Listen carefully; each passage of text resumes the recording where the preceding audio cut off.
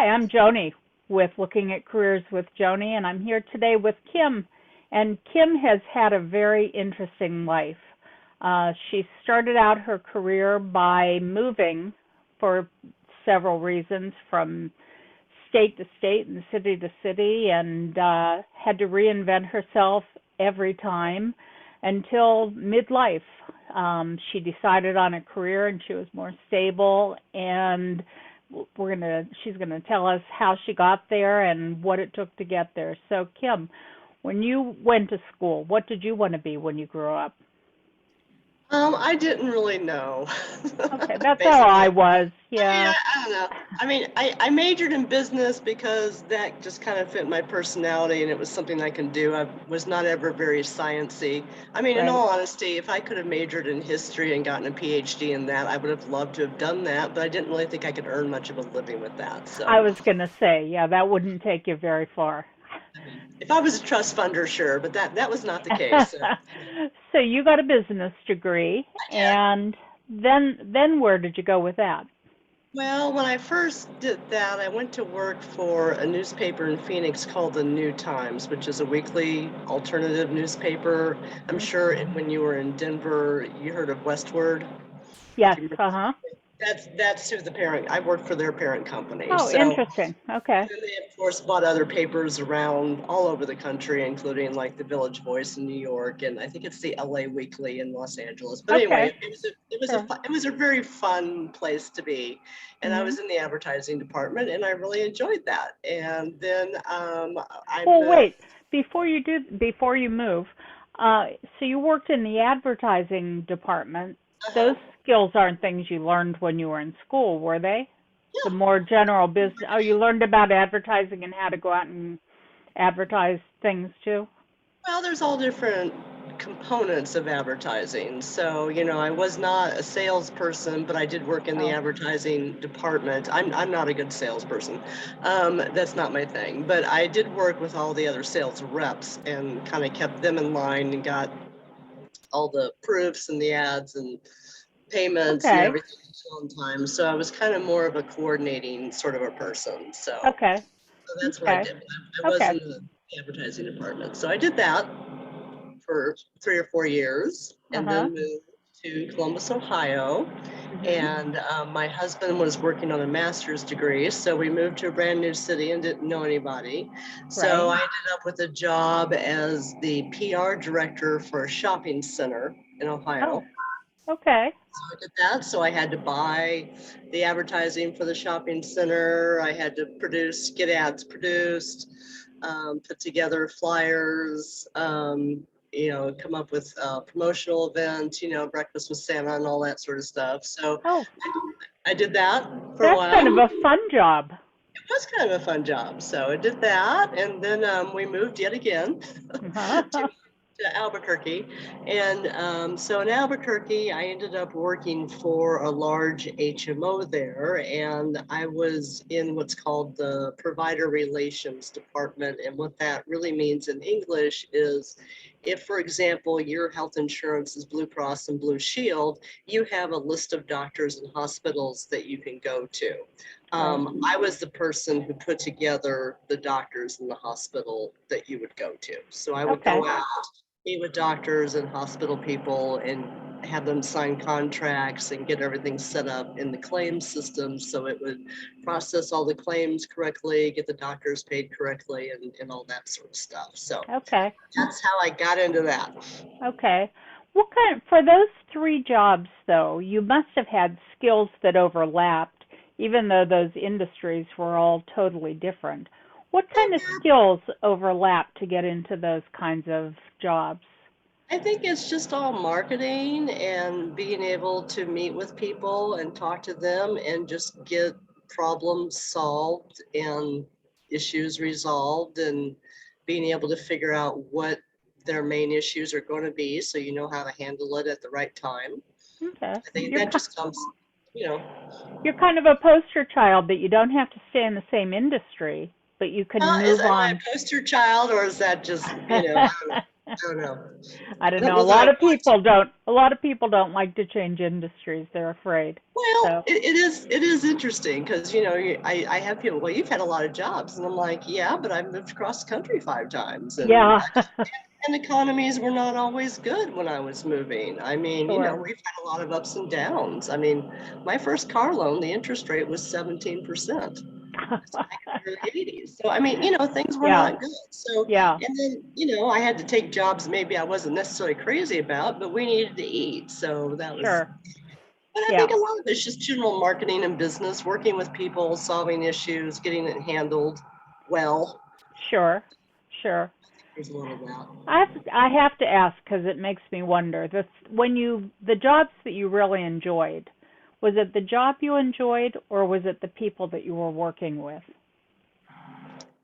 Wow, that's a good question. Just right off the top of my head. Off the top of my, I've had, it depends on where I've been. When I worked for the newspaper, that was the best bunch of people ever. I could not wait to go to work in the morning because it was so much fun Right. because of all the personalities and Yeah. everything.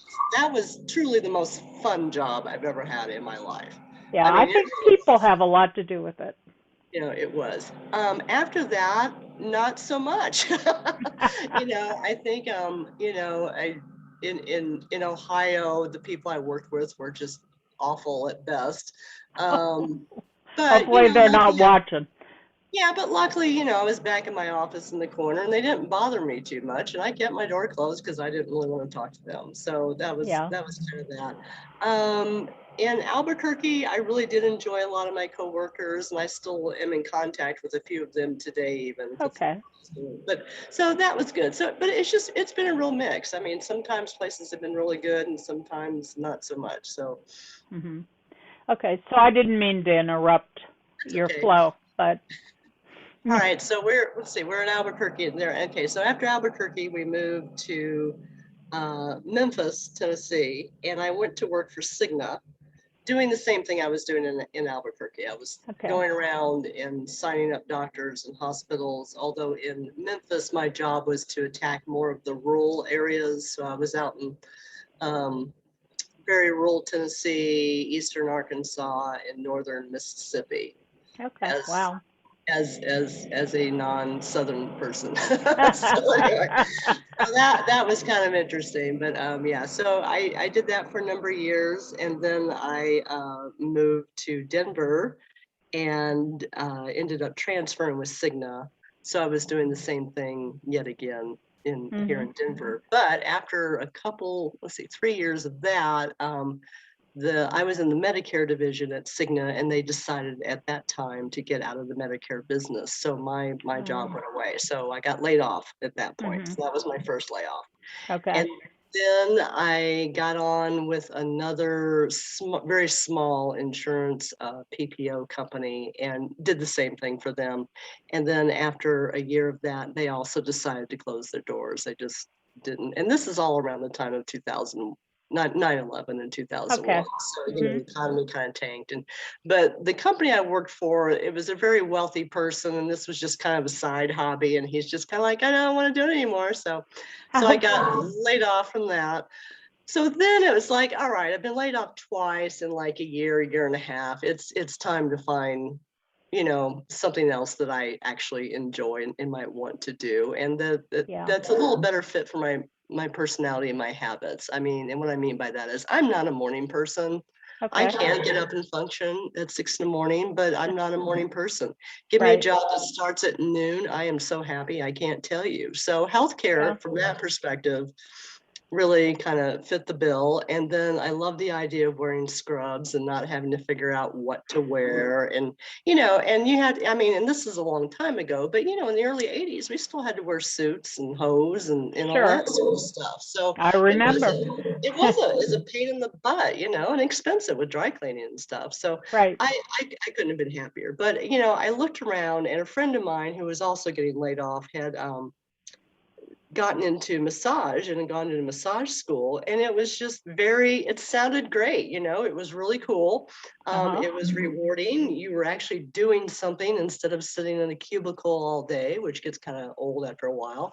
Right. And, I kind of wanted to be doing something, and Yep. I thought that would be a little bit better. And plus I would allegedly have more control, being self-employed and stuff. So Right. I did do massage for about 3 years. Arthritis runs in my family, and my hands at this point were really starting to bother me, and I knew that I wouldn't be able to sustain it. And Mm-hmm. I was an okay massage therapist. I think the thing is um, you have to really be able to sell yourself well, and I think that's what's hard with being self-employed. Mm-hmm. And that was not a strong suit for me, and I hadn't Mm-hmm. really thought that out as well as I should have before I Mm-hmm. started that. But I mean, I did all right. So I did that for 3 years, but then it was like, this is it. I gotta pick something and do this. So I went over to the community college because, John and I were in our 40s, and he had just reinvented himself. But it's like, I need to get back to work and start saving money for retirement and all that sort of stuff. So I Sure. went to the community college, and they had just all kinds of things, and it was great because it wasn't very expensive. And I ended up, I was really fascinated with the radiology program that they have. Mm-hmm. So it's a 2-year associate's degree, and the other thing that was nice is there was a need to hire X-ray techs. So the Department of Labor covered 1 year of your schooling. So it really only cost me about, like $3,000 Oh, nice. Yeah. then to do it. So that was well worth the cost. I mean, Right. there's a lot of programs out there, but they're hugely expensive, and I don't really feel the return on investment is really always there. So I think that's Right. something to think about when you're, looking at stuff. But, Uh-huh. I picked X-ray, and it was a good fit. I mean, I really enjoyed doing X-ray. I did X-ray for 5 years. But what's nice about that is I thought if I get bored with it, you can go on to CAT scan or MRI or nuclear med or mammograms or ultrasound or whatever. So there's a variety of things that I mean, it all starts at X-ray and then it goes on. Uh-huh. But I thought that would give me the flexibility that I apparently need. I mean, I'm not one of these people that can do the same job for 30 years. I don't know how Right. people do that. And they Yeah. don't so much anymore. But I Yeah. mean, it's just I need change, and I like the change. Yeah. So that was a good fit, and the hours were good. I really enjoyed the fact that when you're in insurance companies, you're salaried and you don't ever get paid overtime, even though you're required to work a lot of overtime. And so Sure. I really ended up making way more money, in the medical field than I did in insurance. And it was great. It was nice too, because if you wanted, if you need a down payment on a house or something, you could go pick up some extra shifts around town Oh, and get some extra money. So I yeah. think it offered a great deal of flexibility Uh-huh. and reward that I kind of needed and wanted. And you don't have to take your job home with you. That was the other thing. I mean, with insurance, I mean, it was just always stressful. It's a stressful industry, and you know, especially back in those days, there's still the glass ceiling for women and all Sure. the things that go on with that. So that's what I really liked about healthcare. If you were good, you were respected. It didn't make a difference as to Yeah. who you were. So, and every day is different. I mean, as an X-ray tech, I don't think a lot of people realize you do a lot of orthopedic surgery. I mean, when you go in and you get those pins and screws and plates in your bones because you've broken something, there's an X-ray tech making sure it's all at the right angles and all that sort of stuff. So it's just, Sure. it opened up a whole new world. Every day was different. It was never dull. It went by fast, which was great. And you're right, you don't really take stuff home. I mean, you come home, you're done. Yeah, that's It doesn't like great. that. Yeah. So you need good people skills. What else do you need to be a good X-ray tech or any I of the think X-rays beyond that? I think patience and flexibility, and I think being able to read people. A lot of people they're coming in, they're scared, and they're afraid of what you're going to find when you do the X-ray or the MRI.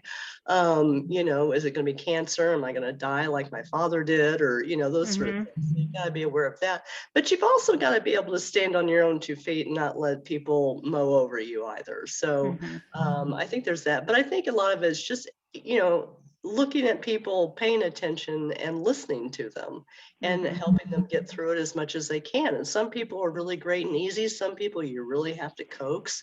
It's Yeah. really difficult. They're terrified. There may be cultural things or just people have very interesting misconceptions about what healthcare really can and cannot do.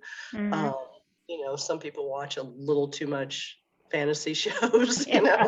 So, I mean, it's that sort of thing, and then just, being able to make them at ease and make the experience as good as you can make, a Sure. hospital experience. So, but I think that's good. Do you need a lot of physical stamina? Yeah, you do. You need to be able to walk around, stand for hours and move, and you're pushing heavy equipment. So Okay. now you don't have to, I'm like 5'2", so I'm not a very big Okay. person. Mhm. But the point, but you do need to be able to lift. You're pushing patients in beds. Sometimes you're pushing, like when I was doing X-ray, if I was in the emergency room, you'd have a 550-pound person come in, and I have to Oh, push the big piece of film behind their back in order to do a chest X-ray. So, there's that, but it's not. I mean, if you can lift a 40-pound bag of dog food, I think you're good. But you okay. can't be completely out of shape and not be able to move. You're pretty much on your feet most of the day. Mhm. Not a lot of sitting. Do you build a lot of that stamina just by going to school? You Yeah. do. Yeah, because the school is, it's heavily clinical oriented. I mean, you're in the classroom for 1 year, then the second year is you're on the floor with the X-ray techs and doing Okay. everything. So Makes it's sense. very hands-on, and that was another thing I really liked. I'm visual and need to see Mhm. things, and I think that was what was really great about that. So Great. really, it was a good thing. The classes are not too huge. There's, maybe 20 people in your class, and that was helpful that's a better learning environment for me. Yeah. So I really liked all of it and stuck with it and did Yeah. that for another, I don't know what, 15 years, I guess. Yeah. So yeah. Gives me a new appreciation for medical workers and X-ray staff when I go out and see them. So Well, it's hard. There's just a whole lot of things that go on with it. Sometimes the patient are fine, but the family is nuts. And, it's true. it's just hard. And, and other people are just absolutely great and delightful. So, you need to be able to roll with the punches. And I think just, as long as you're professional and courteous, but I think you do kind of have to look, you need to read people a little bit. You need to read the room.